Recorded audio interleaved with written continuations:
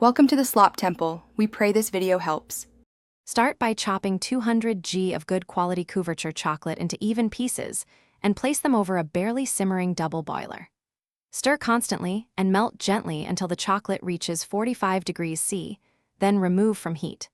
Spread the melted chocolate thin on a chilled marble slab or stir and cool to 27 degrees C. Then reheat to 31 degrees C for dark chocolate to temper. Proper tempering keeps the bars glossy and crisp. Maintain the chocolate fluid but not hot while you prepare molds sized about 6x 8 inches and 3.5 mm thick.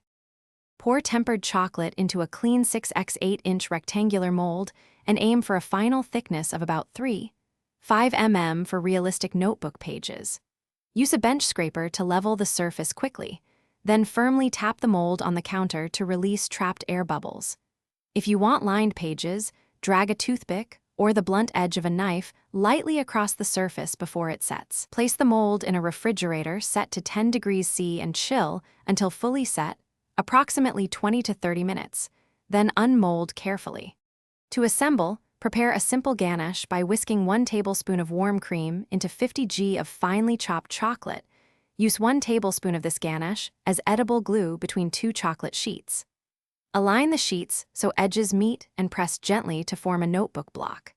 For page detail, melt a small amount of white chocolate and pipe a thin line of about 1 tsb along the edges to mimic paper lines. Finally, attach a 1 cm wide chocolate strip as the spine, then chill the assembled notebook for 10 minutes to set. Thanks for watching. Consider subscribing if we helped you.